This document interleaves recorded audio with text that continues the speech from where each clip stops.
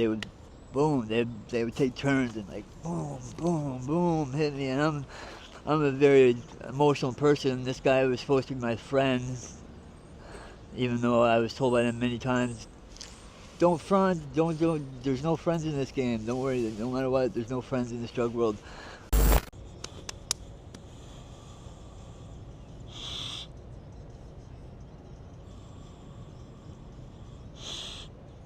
We were walking in with, like, sometimes $30,000 worth of fentanyl on us in one move, like, and so there's guns on both sides. So that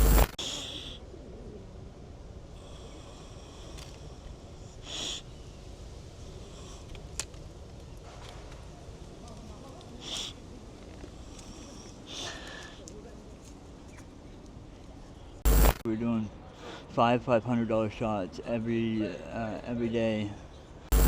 Welcome to Survivors Project X. Here we share a real story of people who faced addiction and touch life situation.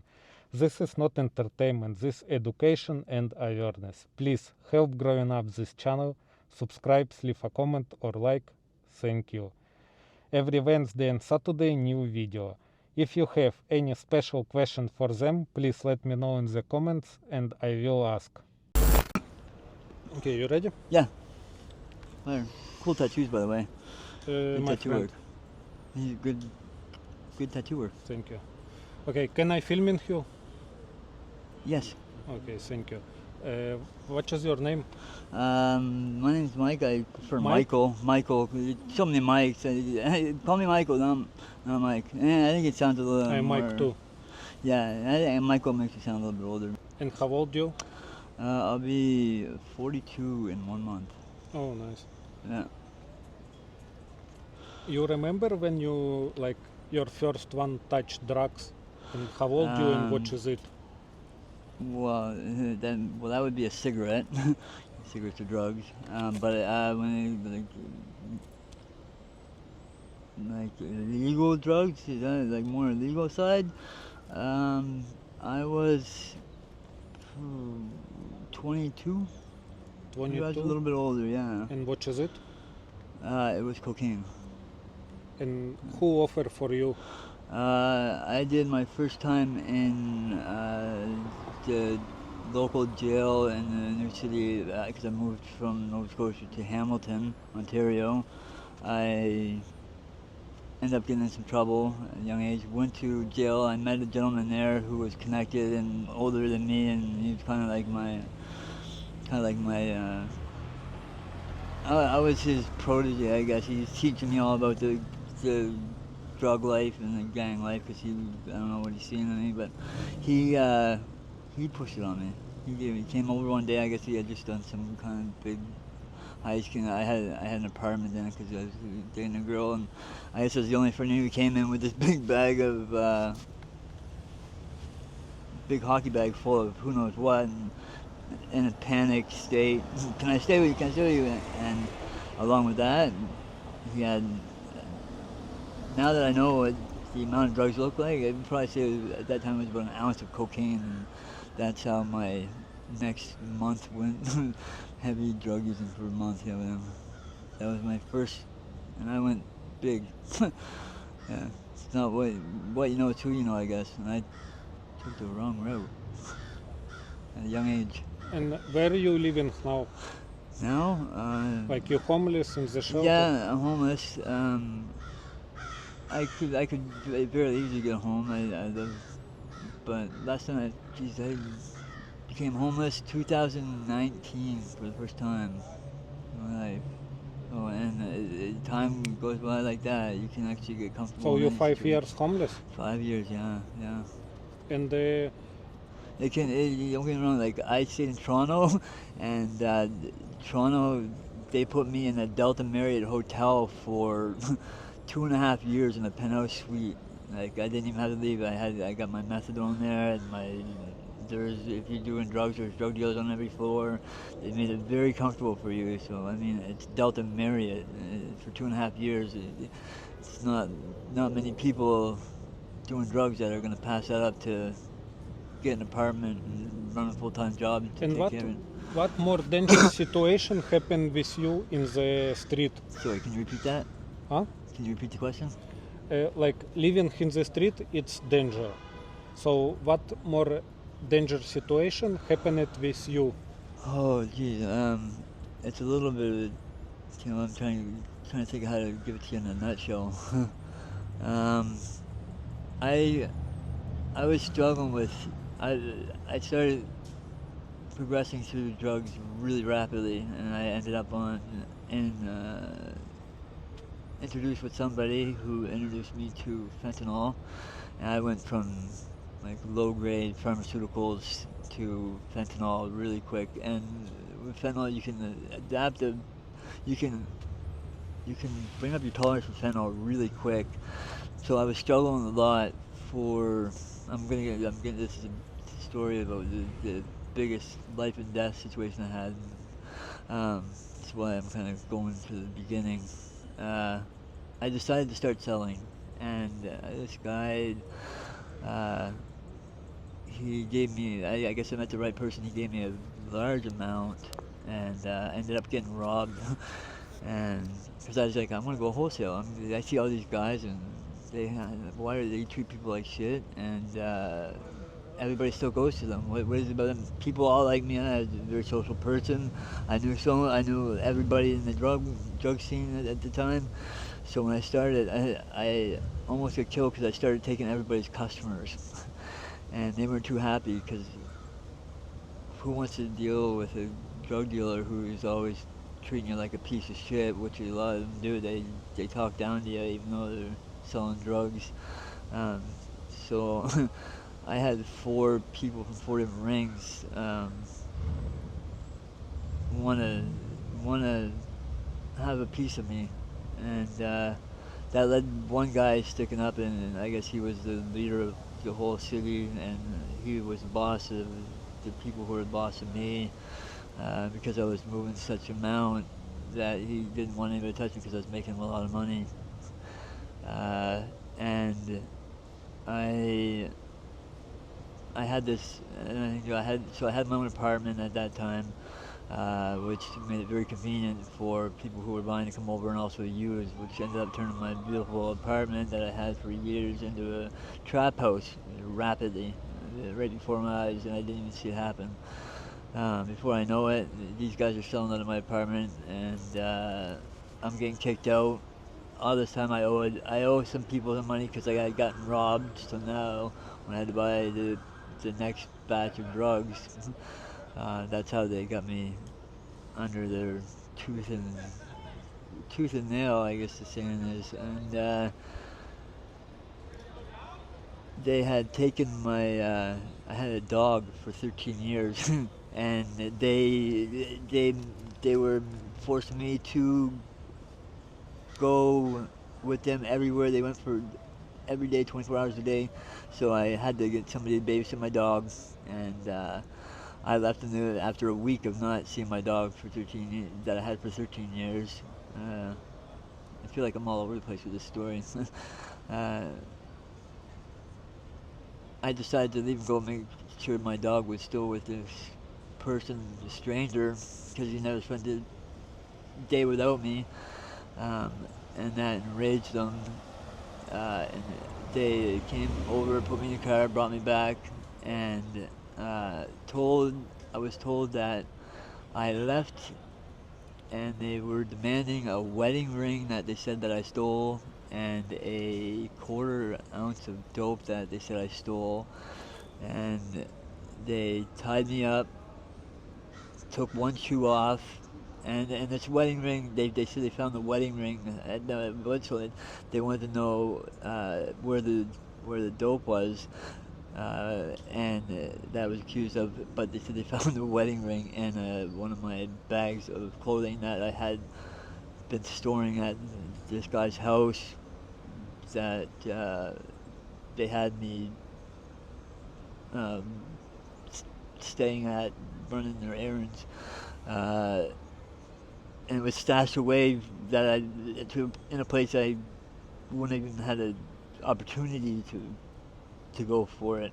So these guys are not small. They're like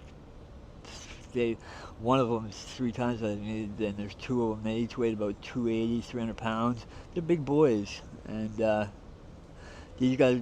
One of them was supposed to be my friend. The other guy, his friend, and I just met him not too long ago. And they tied me up, took one shoe off. This was like beginning of October, so it's cold out. They made me wear shorts, and this was the morning time of this day, and they also put these big rings on each finger, and they were like skull rings, big silver rings, two on each finger. And every time they told me, "Why did you take it? Where's the dope with you?" And they wanted to know why I took off. They said it wasn't for the dog, even though the lady said that, yeah, he came over the dog. They would, boom, they would take turns and like boom, boom, boom, hit me. And I'm a very emotional person. This guy was supposed to be my friend, even though I was told by them many times, don't front, don't, there's no friends in this game. Don't worry, no matter what, there's no friends in this drug world. But yet they're trying to be my friend, or I thought they were anyway. There's no friends but us until they want to make an example of you or whatever they want to do. And so they turns, and I was crying. I remember crying because these guys, no matter, they want me to admit to something that I didn't do, and because I'm not admitting to it, every time they ask me, I say no. They take a round out on me. And this went on for about an hour, hour and a half. Surprisingly, my face wasn't too beat up. I don't know why. I guess I could take a hit. All the time messing with my brother. He's another story. One of the main guy, my so-called friend, up until that point, I thought, who also known me a lot longer.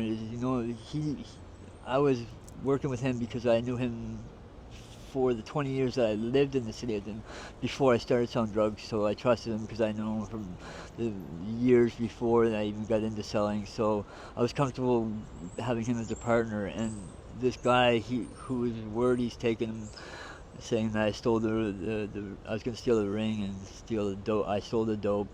I think he did it, or stole it and didn't want to admit to his wife. That's why he was putting it on me, telling my friend that I stole it.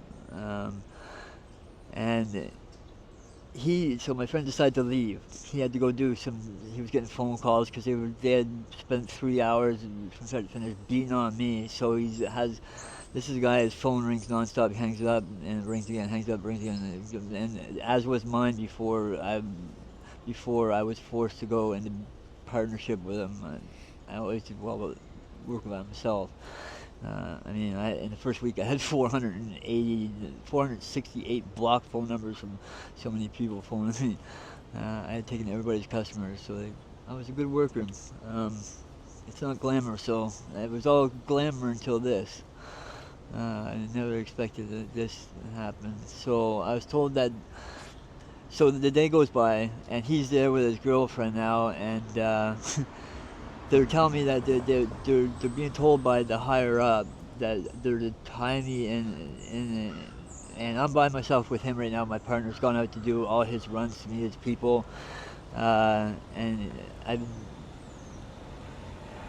there for a good 8 hours sitting on the floor, and it's weird because they're still giving me dope at the time. They're still, I guess they felt bad for beating the shit out of me, so they gave me drugs to keep me comfortable. I wasn't on methadone or anything like that, or any kind of like stabilizer, so I was actually really sick, on top of taking the beating. So 8 hours, and the whole time he's wondering why my partner isn't coming back.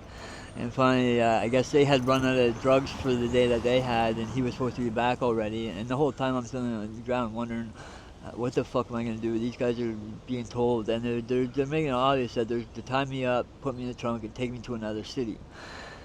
And I believe it because the higher up he was powerful enough to shut down 3 other factions in the city so nobody touched me. And that's a lot of people from different ends. So I didn't know the power and the reach this guy had until then. I I seen it was all party times, fun and you know, fun and clowns and rainbows and puppies.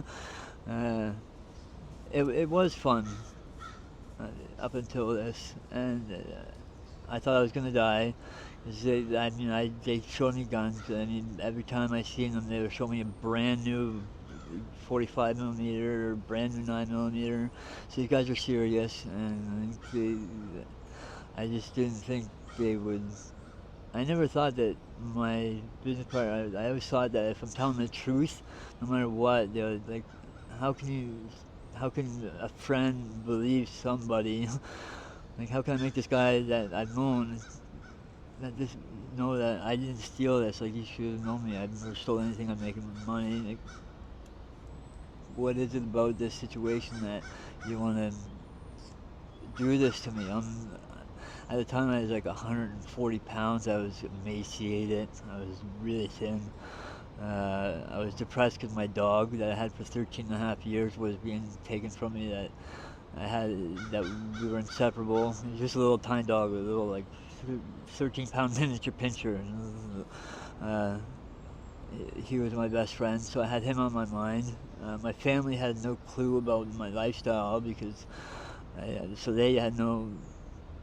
If anything that's happened to me, I would have just vanished and they wouldn't know. Cause I didn't want. I left 10 years ago before when I started because I didn't want my nieces and nephews to see me in the drug world. Uh, they had an image of me as a working guy, fun, playing with them every day, and I get a little emotional just thinking about it.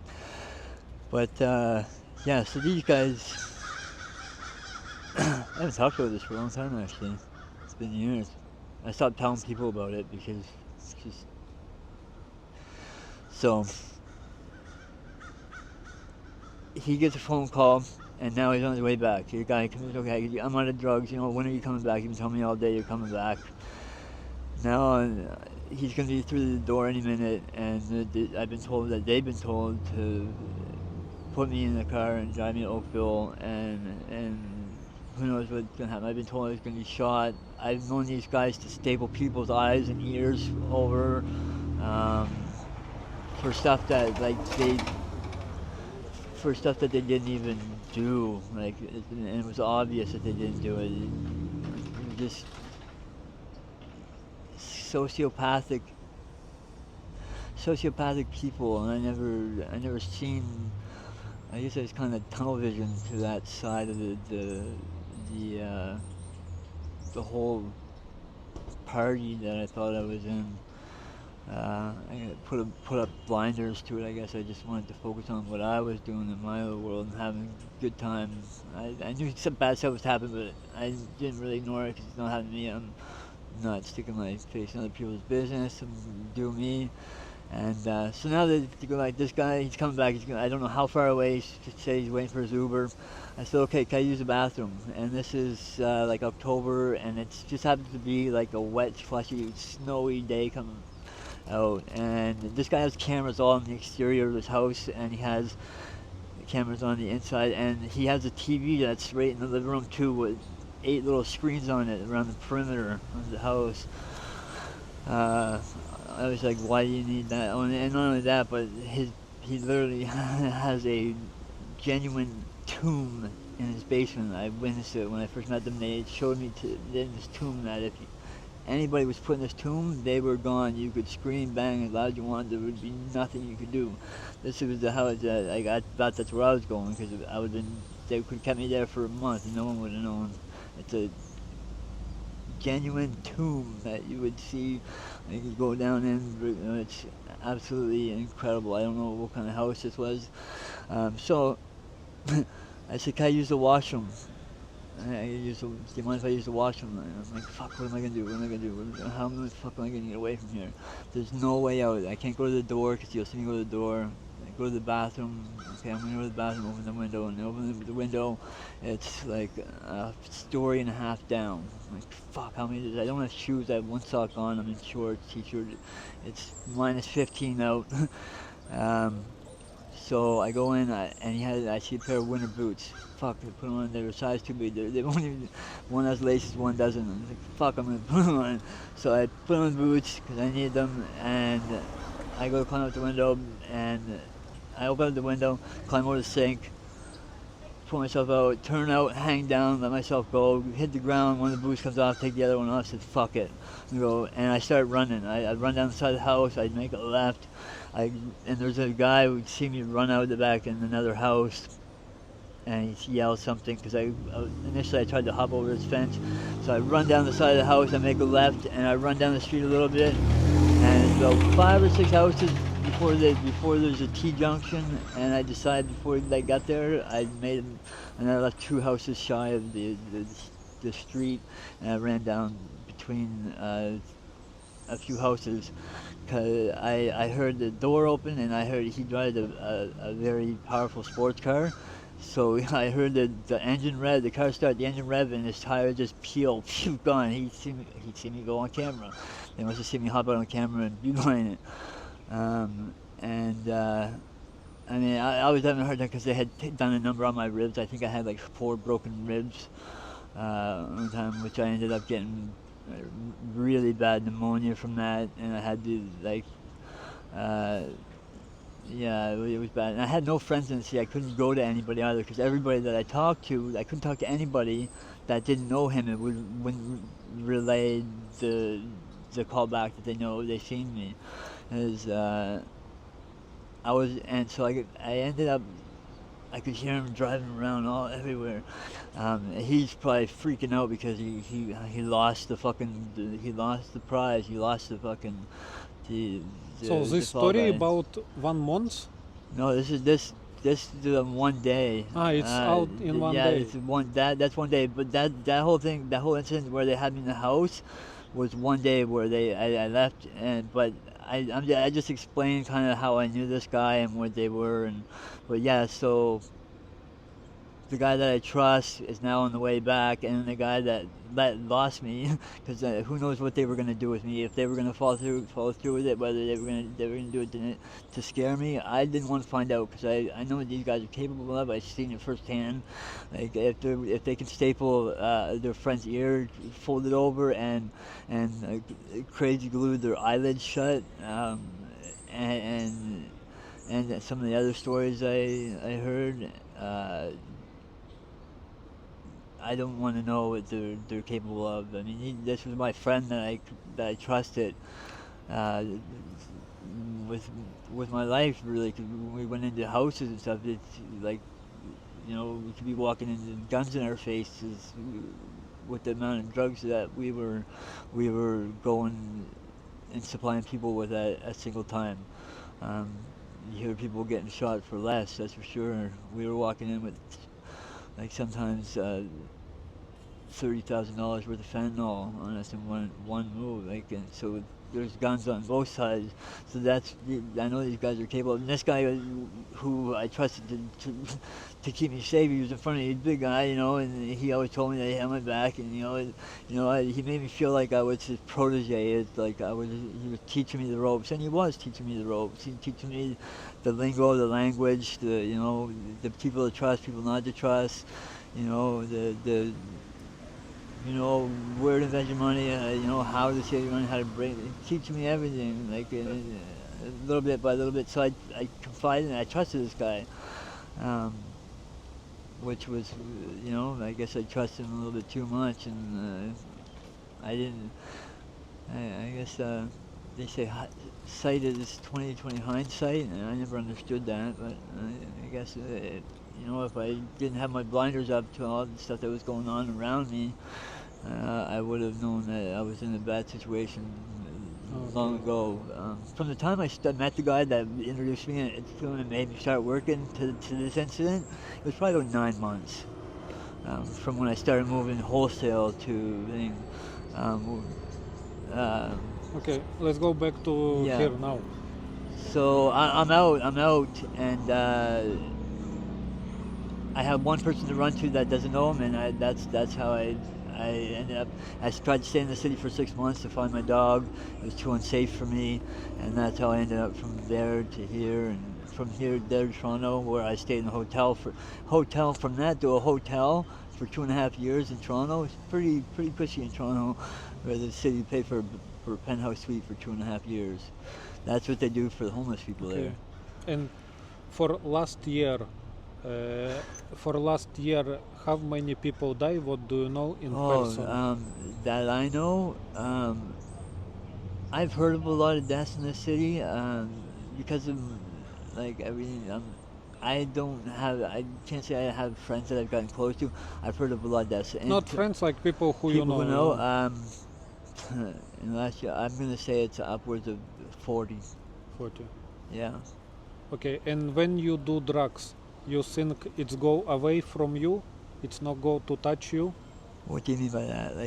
Like when you do drugs, you think overdose go away? See, I'm not proud of this. I've died so many times. I've died over 100 times where I had to be brought. And the reason why I know this is because I have the receipts from the ambulance bring me to the hospital, and that's only the times that the ambulance was called because my friends couldn't resuscitate me.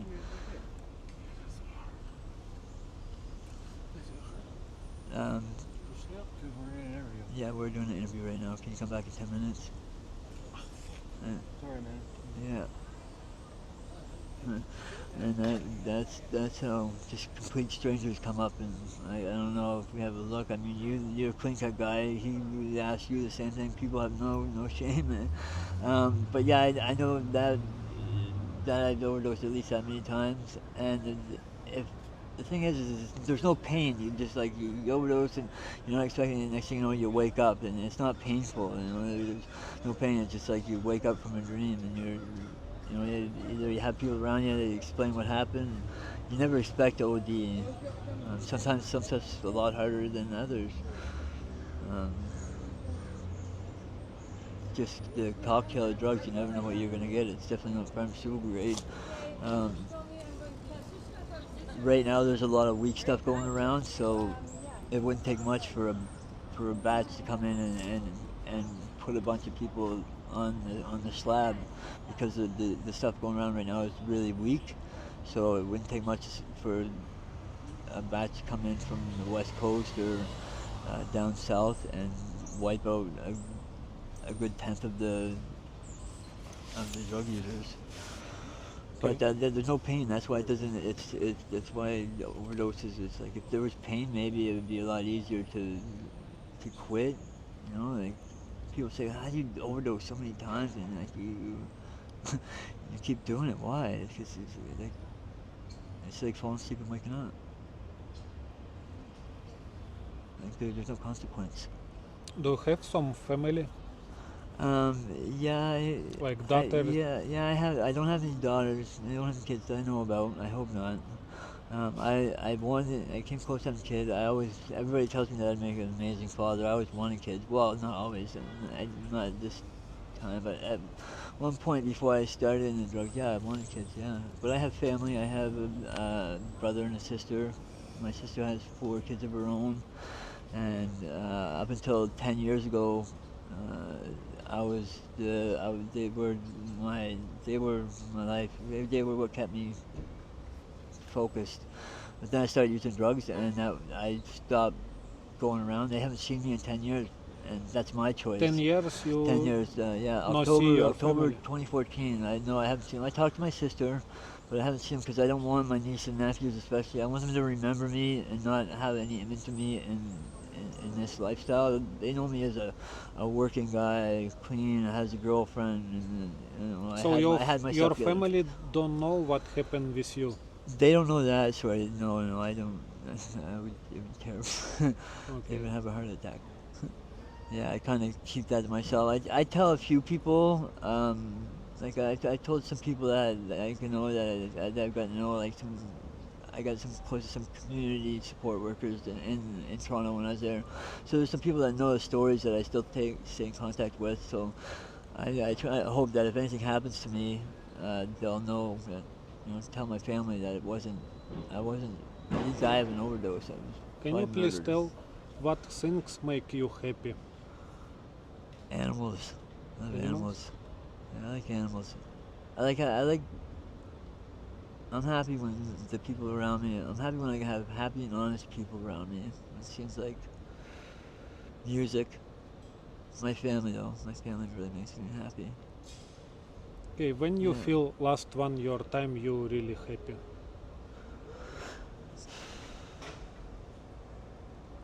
I'd say it was probably the beginning of my last relationship, and that was 2015. That lasted about a year before it started going really bad.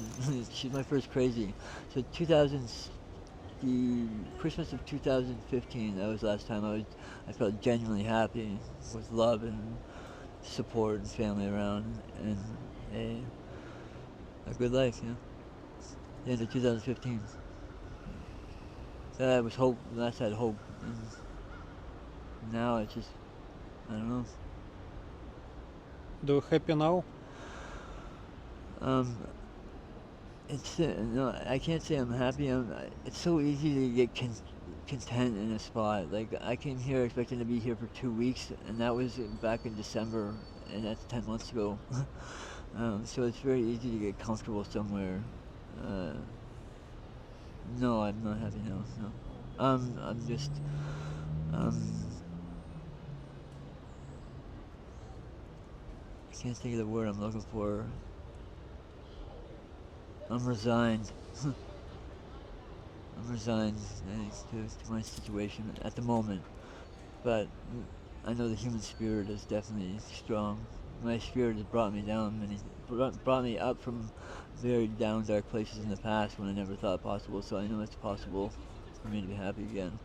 Life's short. Life's also long. But there's time. Okay, can you please share your message to younger generation who Oh only geez, start? it's not glitz and glamour like when you're young and you think that the parties and everything's fun and that dies really quick. Uh, your friends, your friends that have never done anything wrong to you when people do drugs and get addicted, you know, your best friends and your family will steal the most sentimental things from their family to get the next fix. Things you would never think possible. So the might seem like glitz and glamour in the beginning, but let me tell you, it it, it can go quick. And pay attention to your surroundings. Make sure take the red flag. Don't ignore the red flags in situations, especially if there's drugs. If there's drugs around, if there's red flags, it's usually for a reason. And trust your gut. Your gut is never wrong. Yeah. It's not fun and games like it might seem. It can crash, and you know, it's just yeah. Don't start drugs, and you'll never have to worry about it. Just you know, you'll never have to worry about going through this. Just say no, walk away, and avoid the peer pressure. Because in the end, none of it really matters.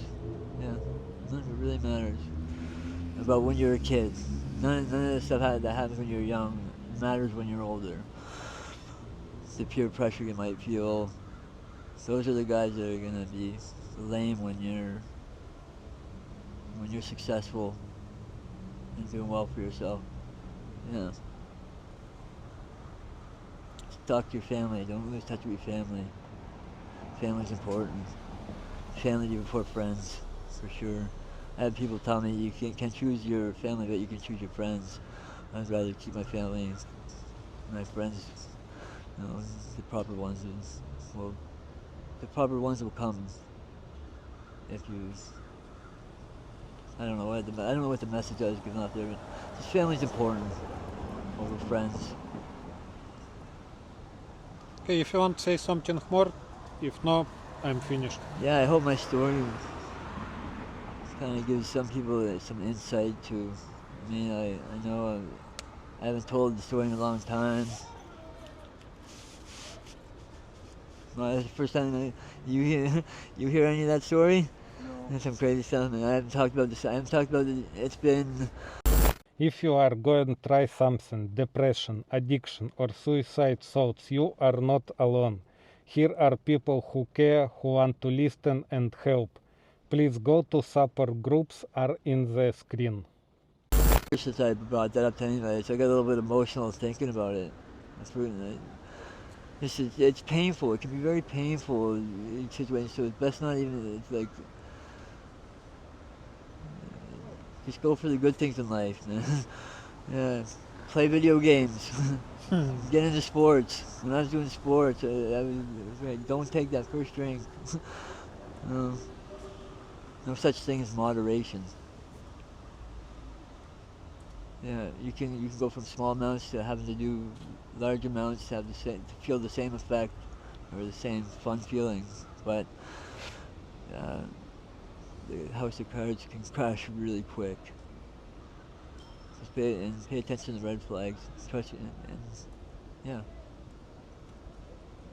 be aware of your surroundings Okay, and love your thank family. you. Only one thing. If you can show your Yeah. survivor's bag, what do you have in your bag? Oh, my bag. I carry. I I try and carry supplies for drugs that I don't even do, like crack. I don't do crack. Just because there's so many people that and clean needles. I carry naloxone, um, my electronics. So I need to actually resupply. I'm just running low, but usually they come in bags like that. So they come in kits like that. There'll be two of those, and then there'll be two of these per bag.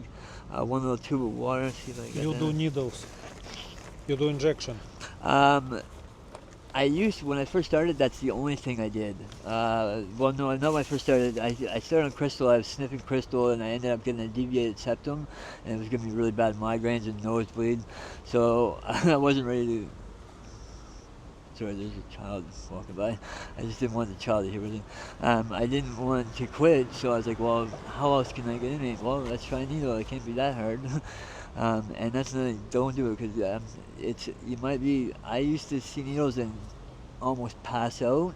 When I was younger, I couldn't get blood taken, but it's amazing how quick you can get desensitized to something.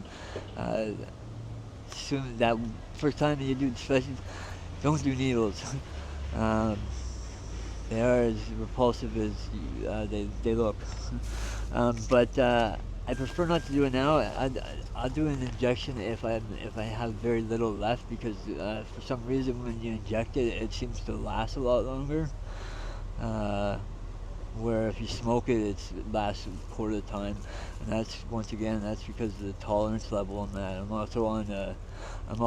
I take methadone too. That's another thing I've been on for 11 years. That's another crutch that I have to get every single day. That keeps me from getting a job because I have to go there every single day, and they're closed before I'd be able to get off work. So that's just so I can be normal and talk with you and have this conversation. Without that, I would be quivering and sick. I'd be full of goosebumps, clammy hands, sneezing. I'd be walking. I barely walk without shitting my pants. It's horrible with opiate sickness and coming off it. And yeah, so let's see. So this is pretty much what you get in with that. So these are what we mix it in. That's to pull it up with it. We get a couple waters. I haven't seen these, but these are to break down crack. People do it with crack because it breaks down crack from solid form, so it can be pulled up in a needle and injected. Which I don't know why people do that. You just get cocaine, and you don't have to worry about that. There's different colors. One's a half-inch long, the other one's a quarter-inch long. These are important. That saves people from endocarditis.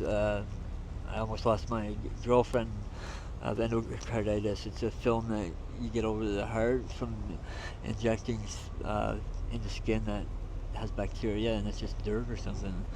The doctor said that this 4% piece of alcohol swab would have saved, if she used it, would have saved the hospital $500,000. Bro, can you come back in a couple minutes? Come back in 5 minutes, bro. I don't have hard. Oh, I don't have hard, bro. I don't do hard. Sorry. Yeah. Go down to the cell. Go to the chef. Yeah, man. Yeah, I know. You see me around. Yeah, I know. Sorry, I'm just in the middle of something right now, though. Yeah, well, the great thing about heart is you're not sick, and that's normal. That's normal. People will come up to you can be having a conversation with your boss or somebody like I don't. People lose all inhibition and all like social skills and like cues. They have no. I guess no shame. It's amazing. And now this younger generation, who knows what it's going to be like? I hope we go the way of Portugal. Um, Portugal is taken in the right direction. I don't know if you know it. Portugal's harm reduction system, but their crime rate is like none. Um, their addiction rate is dropped down. Their homeless rate. You don't see homeless on the streets, and their addiction rate is probably down 70% across the country, just because they don't do this. I mean, they do this, but they follow this with getting people homes and activities, and they follow it up with doctors and. I mean, it's starting to happen here now more with places like this. We have Sand Hill, and I find that the city they kind of just group us into like a little minority, little box. They can just kind of push us away. Then outside of the mind, I guess. Yeah, and sometimes the other ones you get tubes like glass tubes. They use to smoke crack. I don't think I gave a lot away. Oh, and I'll show you what. I don't know if you've seen naloxone yet. What we use to bring people back.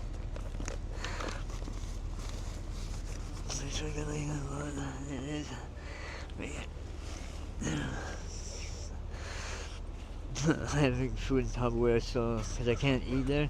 So this is what brings us back. Yeah.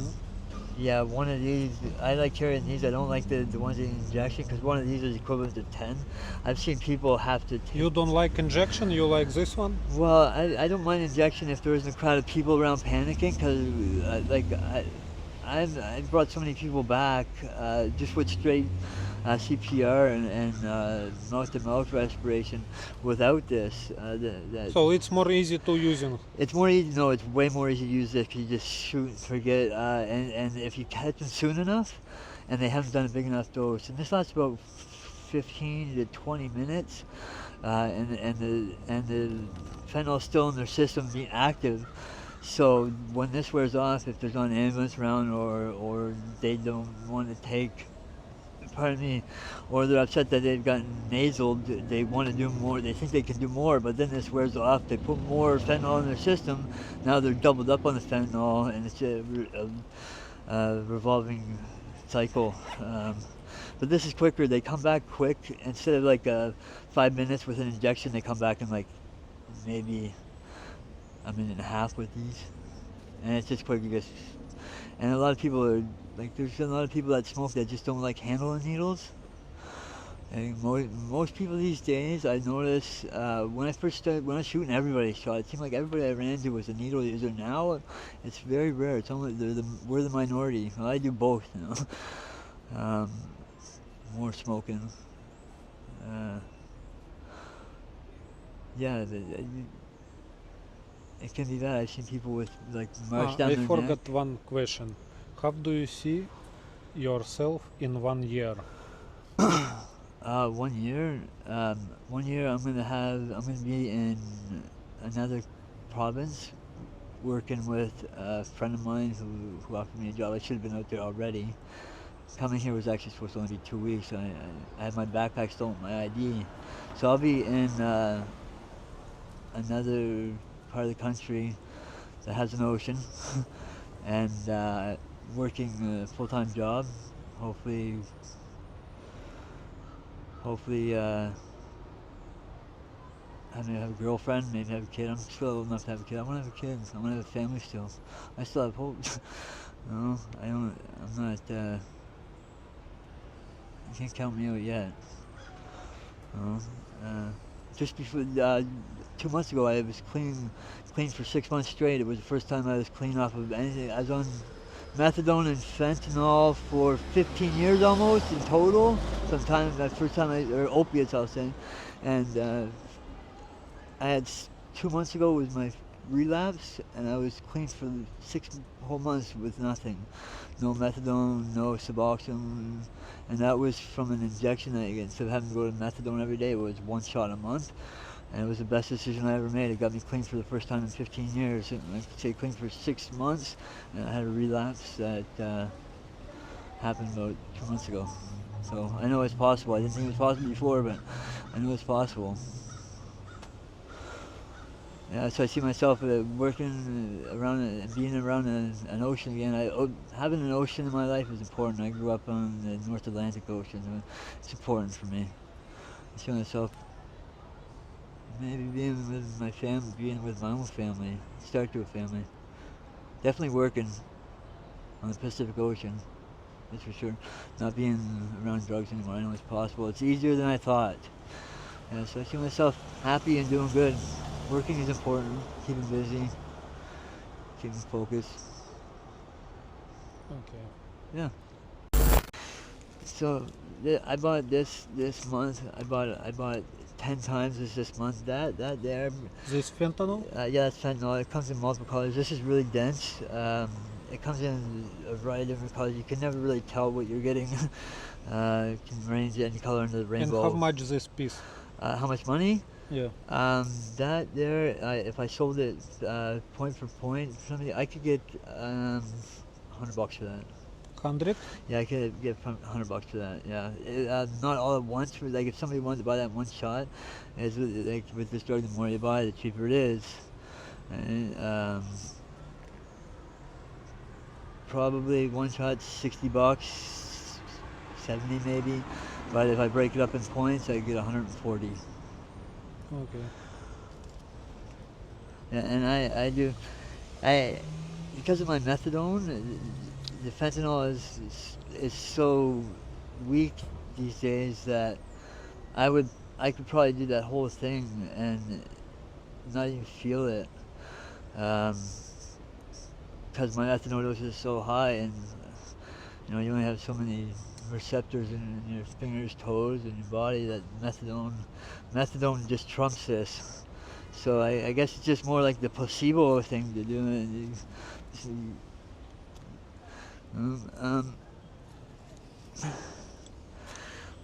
Yeah, the initial color of it is white. When I first started, it was white. It looked like cocaine. You could actually get the two mixed up. Normally, you don't have to do that. Normally, you can just break it apart with your fingers.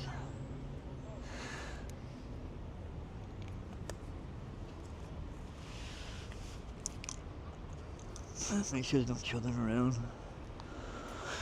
Since there are some kids in this neighborhood. Yeah, I know it. No, even if you got a breath of this in, you wouldn't pass out or anything. You probably wouldn't even feel it. Just one breath, just like a contact.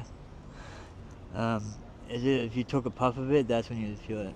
I know the hype around it is. Do you have my lighter? Yeah.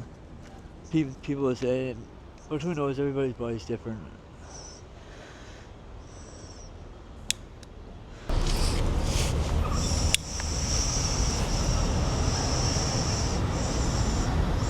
I'm shaking from telling you that story. It's weird. Because it calmed my nerves down too, and it's almost immediate. Not immediate. I mean, if I was sick and had goosebumps all over.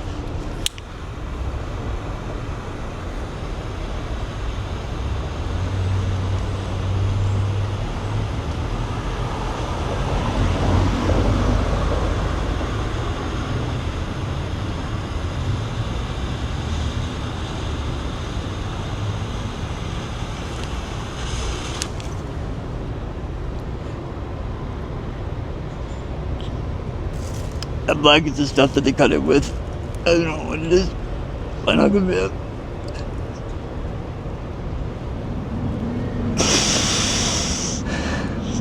It tastes very chemically.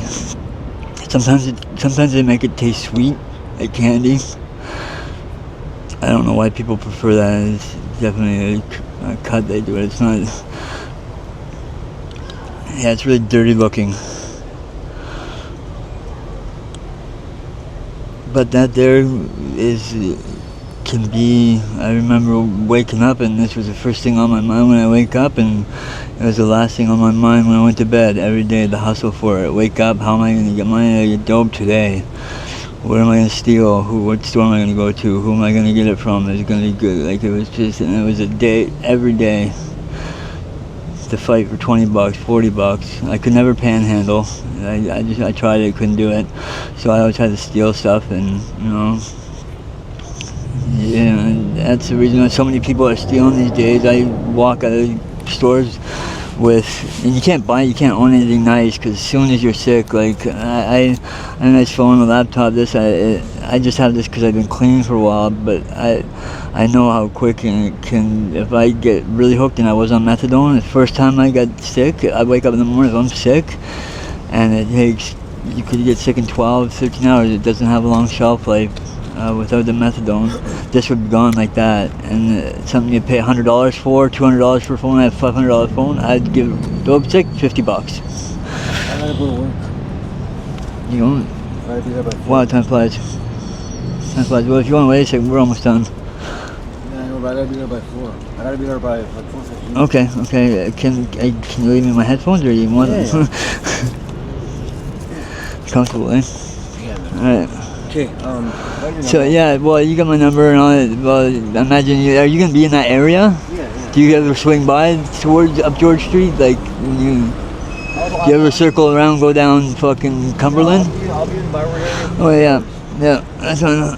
If I have the phone, I'll call you from the cell phone. Alright, homie. Yeah, sorry to talk your ear off today. Have a good one. Be safe. Yeah, man. Yeah, have a good one, man. Do you want some smokes? Yeah.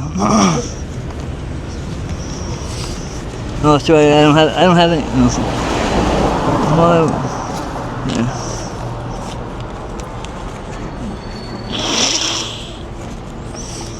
Cool. Alright. Yeah, bro. Keep your head up. See you guys. I'll see Be ya. safe. Yeah, like I was saying, and it doesn't take much. You could buy something, and as soon as you start getting sick, and instead of going out, like, I would not be able to have this conversation with you at all. My shiver, you're covered in goosebumps, and it could be hot out.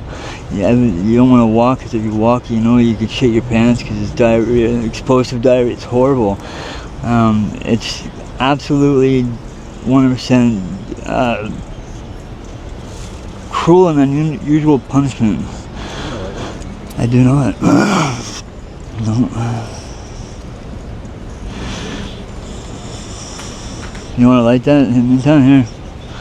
Light that for now. At least you can light a cigarette. There, light it. I'm almost certain I don't have it, man. I had my own. Yeah. It's all good. I'll buy one. Yeah. Yeah, man. Yeah. Don't work too hard. I'll assemble it right here. It's fine. Nobody will know. Better have my backpack, and I'll show you how it's made. I think I do it the safest way possible. With, I mean, it's not really safe with what it is. Okay, right there.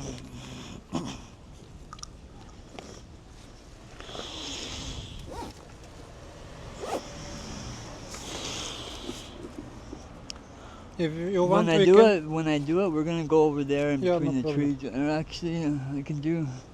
No cameras there. I can do it right here. There's nobody home here. I can do it right here between the house. Okay, there. This is a bag of one. That's another thing too. There's so many people I don't understand. I see them walking around. They have so much stuff, and they're homeless, and they're carrying their apartment on their back, but they live in the street. They have a shopping cart and 3 more shopping carts worth of who knows what piled around, and they're dragging this stuff. You probably see it all the time, like people carrying, like, who knows what they're carrying, but you're homeless. What kind of, you can't have sentimental attachment. I've lost everything. I take it out and clean it, and probably once a day, minimum. And then I get packed with stuff, and then I'll have to unpack it. I don't know how it happens, but that's the drug. You scatterbrain, and you just throw shit in, and it's very hard to keep things organized when you're on drugs, that's for sure. Especially after I do this, so. And normally I would never be able to talk. I did a thought this morning. I would never be able to have this conversation with you and be as I'd like to think that I'm a little bit articulate with you. I would never be able to have this conversation. I'd be I'd be reserved. I'd definitely be more reserved. Yeah. Someone told me it's because I have ADD. It acts. I was like, no, I don't think so, my friend.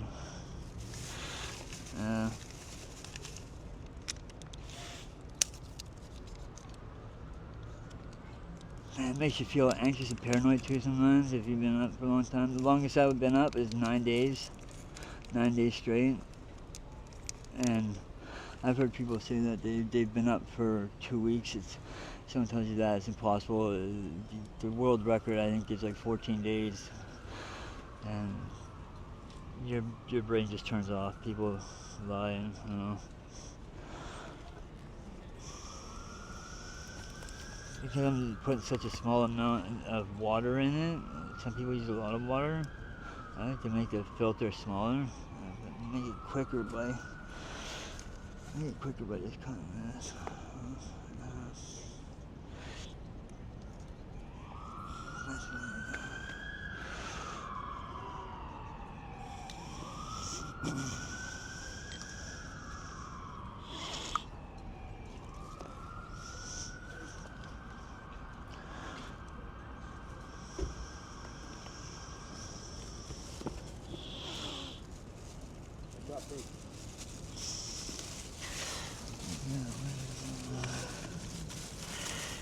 Dropped it in the bag.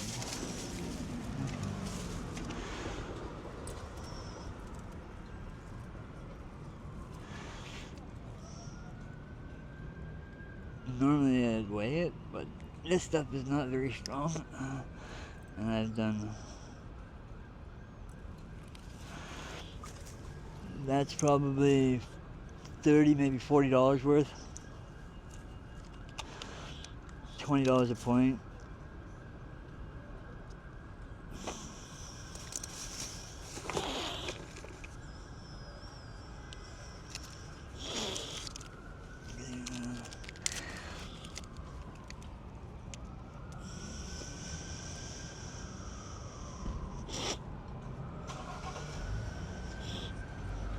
Shit.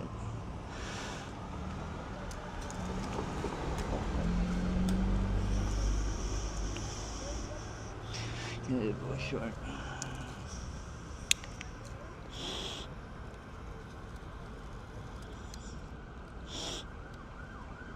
As long as there's no police from that direction. Even though there's right now there's a law about, or they didn't. So the police, what they did is you can get caught carrying 2.5 grams of any type or class A narcotic, and not go to jail. No? Yeah, what the police did, what the mayor did, is they decriminalized it. They didn't make it legal. They just decriminalized up to, I think it's more than 2 grams. And what do you think about this? It's okay? Well, I think it's a good idea because the reason behind it, and it makes perfect sense, is people are getting this charge for really small amounts. Like some people get caught with like personal, and it's a small amount, like a point, $20 worth, and and then they go to jail, and now they're on probation, and they're caught in this perpetual machine that is the justice system, and that's how they from a young age they made a mistake, and now their whole adolescent and young adult life is over because of a small mistake they may or may not have. So some instances are obviously a lot worse and need more need they're a lot more serious and need to be to remember they need to be frowned upon. I guess it's not the proper word, but there, but I think anything more than 2.5 grams walking in the street um, is you're up to no good. If you're walking with like a half ounce or something, and you're walking at nighttime down the street, you're up to no good.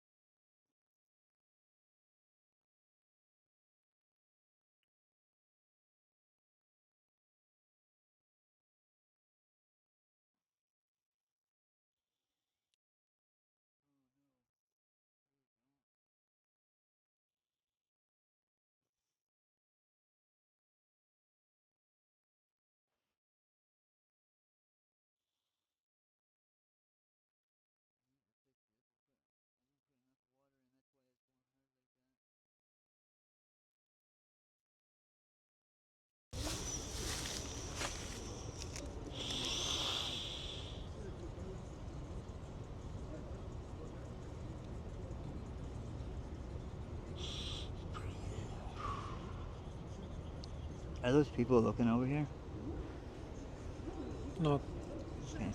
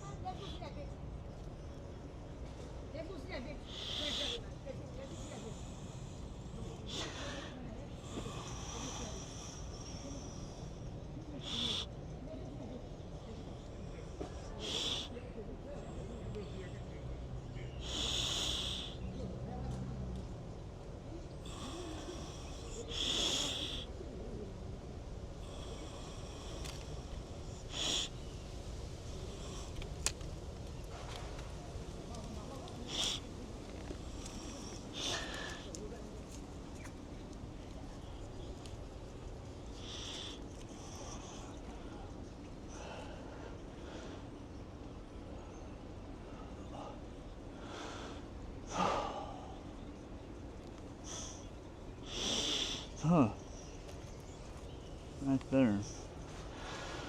Oh, relax your shoulders.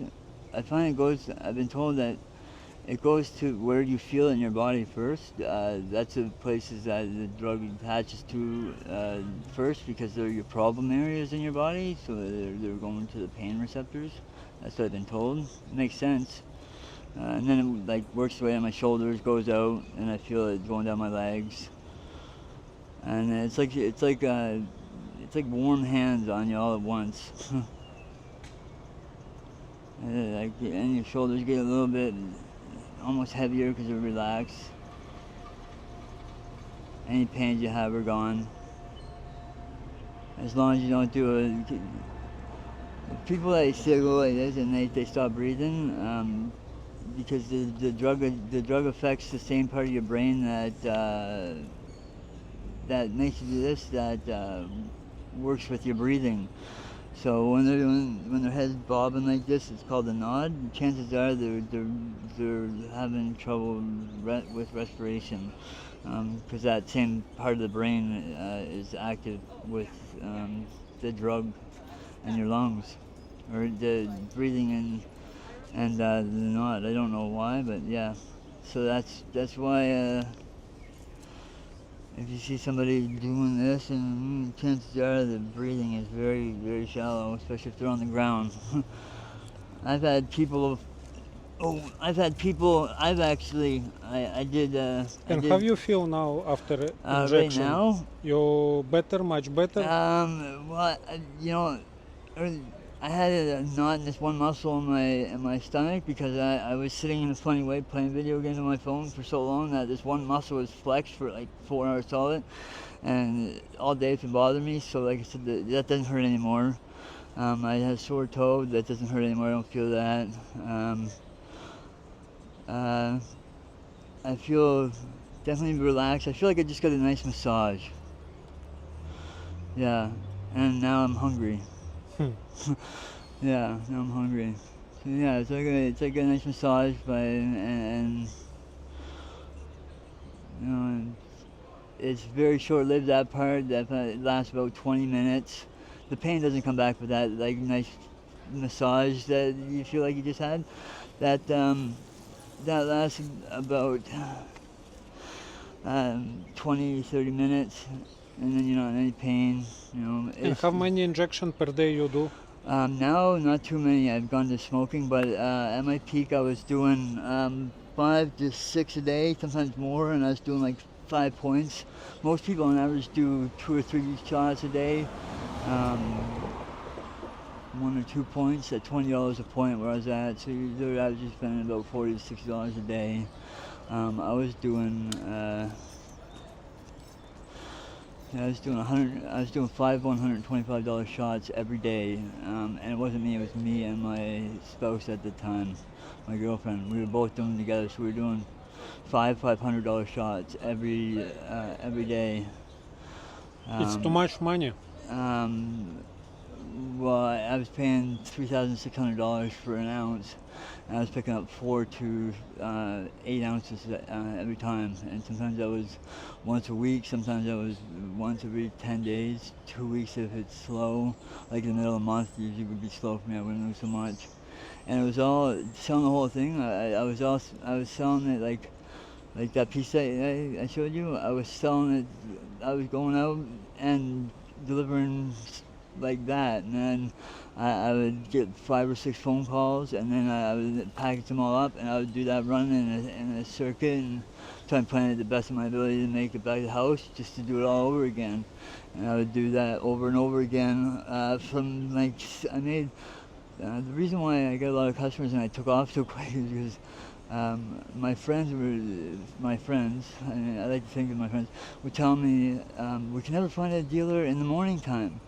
Like nobody ever comes out until like 12 o'clock, 11 o'clock at the earliest, and he usually will sit all morning sick waiting for somebody to wake up and return their calls. So I got in the habit of going to bed at 10 o'clock at night, and I would wake up at 6, 7 o'clock in the morning, and I was consistent and reliable, and I had 4 different parts of the city, guys that would ran those parts of the city. Who knows who they talked to. Within 1 week, there was one after another that were coming after me because all the customers were coming to me. Because I was reliable, I was cheaper, and I sold everything $5 cheaper a point than everybody else, so that was a slap to the face.